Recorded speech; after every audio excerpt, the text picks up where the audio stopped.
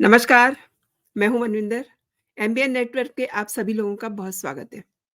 आतिशी मारलेना और कविता ने काफ़ी शोर मचाया कि उनकी पार्टी को डेंट करने के लिए मोदी सरकार ने उनके पीछे ईडी और सीबीआई लगा रखी है। इनफैक्ट आतिशी ने तो काफ़ी बदतमीज़ी कर दी। ओछे ढंग से उन्होंने जो अपनी बातें रखी कि ईडी और सीबीआई जो हैं गुंडे हैं, बाकायदा एक्स पर वो लाइव होती हैं और काफ़ी गलत तरीके से उन्होंने दोनों प्रीमियर जाँच एजेंसीज़ के लिए अपने बयान दिए। वो मैं बताना ज़रूरी नहीं समझती क्योंकि आपको मैं अपनी पिछली वीडियो में बता चुकी हूँ। लेकिन अब देखिए, आज इसी पर बात होने वाली है कि दिल्ली लिक्वर्स केस में इस समय कोर्ट बहुत तेज़ी से काम कर रहा है। पूरा मामला इनफैक्ट डिसाइडिंग फ़ेज़ में है और जल्द ही इसमें हाई प्रोफ़ाइल गिरफ्तारियाँ हो सकती हैं। अब समय आ गया है, दूध का दूध और दारू का दारू दिखाई देगा आप लोगों को।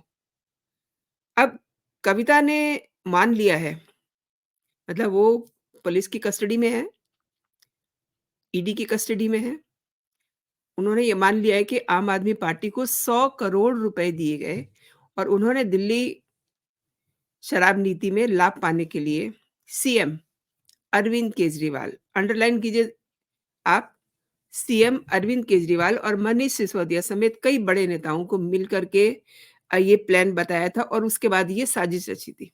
तेलंगाना और पूर्व मुख्यमंत्री के चंद्रशेखर राव की बेटी और ये एमएलसी भी हैं और ईडी ने पिछले हफ्ते इनको इनके घर से गिरफ्तार किया था। के कविता 23 मार्च तक ईडी की हिरासत में है और ईडी का ये कहना है कि के कविता ने कई दूसरे लोगों के साथ मिल कर के दिल्ली शराब घोटाले में लाभ पाने के लिए अरविंद केजरीवाल और मनीष सिसोदिया के साथ मिल करके साजिश रची और इन एहसानों के बदले कविता ने आम आदमी पार्टी को 100 करोड़ रुपए भी दिए और ईडी ने ये भी कहा है कि के कविता और उनके सहयोगियों ने आपको पहले ही पूरे जो 2 नंबर का पैसा जिसे हम कहते हैं, वो भुगतान कर दिया था। ईडी ने पिछले सप्ताह कविता की रिमांड करते हुए पीएमएलए कोर्ट को ये बताया था कि के कविता दिल्ली शराब घोटाले की मास्टरमाइंड भी है और उसने फ़ायदा भी उठाया है और के कविता के पास काफ़ी महत्वपूर्ण जानकारियाँ भी निकल के सामने आ रही हैं। ये वही के कविता है जिन्होंने पहले कहा था कि उन्होंने कुछ गलत नहीं किया है। जैसे आज की तारीख में अरविंद केजरीवाल कह रहे हैं कि उन पे कोई आरोप नहीं, वो तो दूध के धुले हुए हैं। ऐसे ही कभी के कविता भी कह रही थी। लेकिन अब देखिए, अब सारी बात बता रही हैं, ये भी बता रही हैं कि केजरीवाल भी उनके साथ इन्वॉल्व थे। तो जिस दिन के कविता की गिरफ्तारी हुई थी, उसी दिन से ये अंदाज़ लग रहा था कि जल्दी ही ईडी केजरीवाल पे भी हाथ डालेंगी एंड अब वो समय बहुत नज़दीक आ गया है क्योंकि भाजपा तेलंगाना में जो है ये आरोप था इनका के कविता का कि वो पिछले दरवाजे से प्रवेश नहीं कर सकती। इनफैक्ट ये आरोप पे आरोप लगाए जानी थी और आम आदमी पार्टी भी ये कह रही है कि भाजपा राजनीतिक विरोधियों को खत्म करने के लिए ईडी और सीबीआई का इस्तेमाल कर रही है। यही नहीं कह रहे हैं, लालू प्रसाद यादव भी कहते हैं, हर वो इंसान कह रहा है जिसने गलत काम किए हुए हैं और जिनकी जाँच चल रही है। वो सब यही कह रहे हैं कि हमारे पीछे ईडी लगा दी जाती है। दूसरी तरफ ईडी ने ये कहा कि 2022 में मामला दर्ज होने के बाद देश भर में करीब-करीब 245 स्थानों पर तलाशी ली गई है और दिल्ली के पूर्व डिप्टी सीएम और आम आदमी पार्टी के नेता मनीष सिसोदिया, संजय सिंह जो सांसद हैं, कुछ शराब कारोबारियों समेत 15 लोगों को गिरफ्तार किया गया है अभी तक और इस मामले में अब तक कुल 6 आरोप पत्र भी दाखिल किए गए हैं और 128 करोड़ रुपए से ज्यादा की संपत्ति कुर्क की गई है। ईडी और सीबीआई ने ये भी कहा है कि शराब व्यापारियों को लाइसेंस देने की दिल्ली सरकार की उत्पाद शुल्क नीति ने गुटबंदी को शह दी और कुछ डीलरों का पक्ष लिया जिन्होंने इसके लिए रिश्वत दी थी। ऑब्वियसली कुछ देंगे तभी तो कुछ पाएँगे ना। तो ये फ़ॉर्मूला बहुत दिनों से चल रहा था और अभी भी चल रहा है। अभी भी वो मानने को तैयार नहीं है। देखिए, जल घोटाले में भी तो यही निकल के आ रहा है। ख़ैर जल घोटाले की बात बाद में करेंगे और वो मैं आपसे कर भी चुकी हूँ।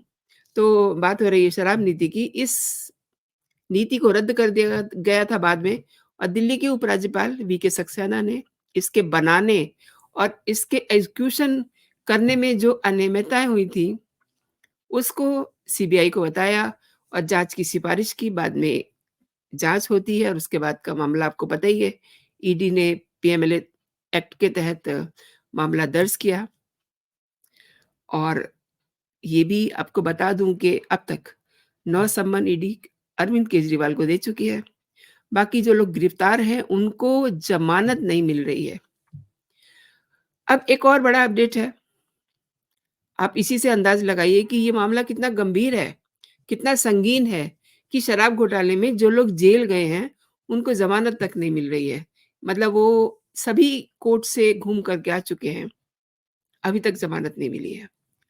और दिल्ली शराब घोटाले में पूर्व डिप्टी सीएम मनीष सिसोदिया ने राउज़ एवेन्यू कोर्ट में ज़मानत के लिए याचिका लगाई है। मतलब कभी राउज़ एवेन्यू, कभी सुप्रीम कोर्ट, इस तरीके से ये लोग दर-दर घूम रहे हैं ज़मानत के लिए और ट्रायल कोर्ट के सामने सिसोदिया की याचिका पर सीबीआई की तरफ से जवाब भी दाखिल किया गया है। सीबीआई ने मनीष सिसोदिया की ज़मानत अर्जी का विरोध किया है और ये कहा है कि अधिकारियों की वजह से देरी नहीं हो रही है। प्रक्रिया जो है वो प्रॉपरली अपनाई जा रही है और इस पूरे मसले में, पूरे मामले में जाँच इस समय बहुत ही महत्वपूर्ण स्टेज पर है। यानी कि आप ये अंडरलाइन कीजिए कि जाँच डिसाइडिंग फेज़ में पहुँच चुकी है। तो इसके बाद काफ़ी कुछ होता है जब डिसाइडिंग फेज़ में किसी भी मसले की जाँच पहुँचती है। इसीलिए मैंने आपको शुरुआत में कहा था कि इस पूरे मसले में अब कुछ और हाई प्रोफ़ाइल लोगों की गिरफ्तारियाँ जल्द ही आपको होती दिखाई देंगी। सीबीआई ने संकेत दिया है कि कुछ और लोगों को गिरफ्तार किया जा सकता है। उसमें अरविंद केजरीवाल भी हैं और सिसोदिया पूरी साजिश के मुख्य आरोपी और सरगना हैं। सिसोदिया का संवेदनशील दस्तावेज़ों और सबूतों से सामना कराया गया है और वो सबूतों के साथ छेड़छाड़ कर सकते हैं। जिस दिन केस दर्ज किया गया था उसी दिन डिप्टी सीएम मनीष सिसोदिया ने अपना फ़ोन स्पाइल कर दिया था, नष्ट कर दिया था मतलब जला दिया, कुछ भी कर दिया लेकिन वो मिला नहीं। लेकिन इस तरीके से फ़ोन को नष्ट कर देने से उसका डाटा आप नष्ट नहीं कर सकते हैं। वो तो आप सिम दूसरा लेकर के किसी फ़ोन में डाल करके सारी चीज़ें आपके सामने आ जाएँगी। ये बात सिसोदिया को पता होगी, लेकिन जल्दबाज़ी में कहते हैं ना कि दिमाग काम नहीं करता। तो इसलिए उन्होंने फ़ोन को सोचा होगा कि मैं नष्ट कर दूँ। राउज़ एवेन्यू कोर्ट में मामले की जो अगली सुनवाई है वो 22 मार्च को है। बहुत जल्दी-जल्दी काम चल रहा है। इससे पहले सुप्रीम कोर्ट ने मनीष सिसोदिया को एक बड़ा झटका दिया था। आबकारी नीति में घोटाले से जुड़े भ्रष्टाचार और धन शोधन, मनी लॉन्ड्रिंग के मामले में सुप्रीम कोर्ट ने सिसोदिया की उन क्यूरेटिव पिटीशन को खारिज कर दिया था जिसमें उन्हें जमानत देने से इनकार करने के न्यायालय के पिछले 30 अक्टूबर को दिए गए फैसले को चुनौती दी गई थी।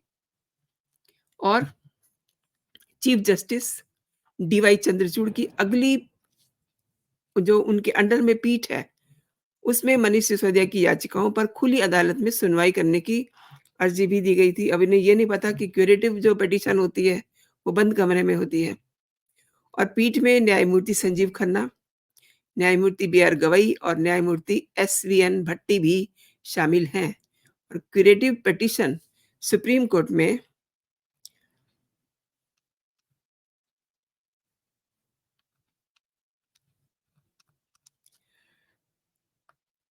सुप्रीम कोर्ट में बंद कमरे में ही सुनी जाएगी।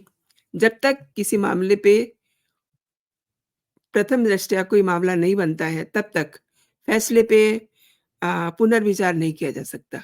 कुल मिला के शराब घोटाले में जाँच बहुत ही तेज़ी से चल रही है और जैसा कि मैंने आपको बताया कि जल्दी ही कुछ बड़े हाई प्रोफ़ाइल लोगों की गिरफ्तारी हो सकती है। और अरविंद केजरीवाल क्यों डरे हुए हैं? क्यों नहीं किसी भी सम्मन के लिए पेशी पे आ रहे हैं? उनके मन में ये डर है, उनके मन में उन्हें ये पता है कि कहीं अगर वो किसी भी पेशी में गए, इवन वो तो कोर्ट भी नहीं जा रहे थे। लास्ट मंथ जब उनकी तारीख थी, तो उन्होंने वर्चुअली पेशी दी थी। इस बार भी उन्होंने पहले ही कह दिया था कि मुझे एग्ज़ेम्प्ट कर दिया जाए, मैं पेशी पर नहीं आऊँगा। लेकिन फिर कोर्ट ने अपना दाँव खेला कि आपको तो आना ही पड़ेगा, क्योंकि आप तो लास्ट टाइम आपने कहा था कि आप आएँगे और 2 दिन में क्या हो गया? क्यों मना कर रहे हैं आप? क्यों कोर्ट को धोखा दे रहे हैं? क्यों झूठ बोल रहे हैं? तब फिर वो जो है कोर्ट में पहुँचते हैं और कोर्ट में उनको ज़मानत के कागज़ों पे साइन करवाए गए, बाकायदा। जज ने आवाज़ लगाई थी, मैजिस्ट्रेट ने आवाज़ लगाई कि जो आरोपी हैं उन्हें पेश किया जाए। तो आरोपी कौन थे? अरविंद केजरीवाल। और बहुत खुश होकर के निकल रहे थे कि उनको ज़मानत मिल गई है। लेकिन उन्हें ये नहीं पता कि कल तक वो अपने आप को ईमानदार कहते थे, अब आगे से वो अपने आप को ईमानदार नहीं कह पाएँगे, क्योंकि ज़मानत पर है ना वो। अब आप कह सकते हैं कि बहुत सारे लोग इस समय ज़मानत पे हैं, सोनिया गांधी, राहुल गांधी एंड लालू का तो पूरा परिवार ही ज़मानत पर है। लेकिन अब ये तो दिन में 20 बार कहते थे कि हम कट्टर ईमानदार हैं, हमारे ऊपर कोई भ्रष्टाचार का आरोप नहीं है। भ्रष्टाचार का आरोप नहीं है, ये तो ये अभी भी कहेंगे। लेकिन अब इनके गले में ज़मानत का पट्टा पड़ गया है, तो इनकी सिचुएशन कुछ अलग हो गई है। प्लस जो केस है पूरा बड़ी तेज़ी से चल रहा है और तेज़ी से इसमें गिरफ्तारियाँ होने वाली हैं। जैसा कि कविता से जो जानकारियाँ मिली हैं, उसके बाद जो एक ब्रीफिंग ईडी की तरफ से किया गया है, उससे ये संकेत मिल रहे हैं कि जल्दी ही इस पूरे मामले में कुछ बड़ी गिरफ्तारियाँ होंगी, क्योंकि पूरी जाँच बड़े महत्वपूर्ण फ़ेज़ में इस समय है और कोर्ट सारा काम बहुत जल्दी-जल्दी कर रहा है। तो दोस्तों, आपने मेरे साथ पूरा वीडियो देखा, बहुत-बहुत धन्यवाद आपका। आप अगर मेरे कंटेंट पसंद कर रहे हैं, तो इस वीडियो को लाइक कीजिए, अपने दोस्तों में से शेयर कीजिए और अगर अभी तक आपने मेरा चैनल सब्सक्राइब नहीं किया है, तो मेरे चैनल को आप सब्सक्राइब भी कर लीजिए, ताकि मेरे कंटेंट आपको जल्दी मिल सके। और एक मेरा आग्रह है आपसे, आप नोटिफ़िकेशन के लिए नीचे बेल आइकन जो है, उसे ज़रूर प्रेस कर दें, ताकि हर नोटिफ़िकेशन आपको जल्दी से मिल सके। अभी के लिए इतना ही दोस्तों, आप अपना और अपनों का ख़्याल रखिए, खुश रहिए, स्वस्थ रहिए। जय हिंद, जय भारत।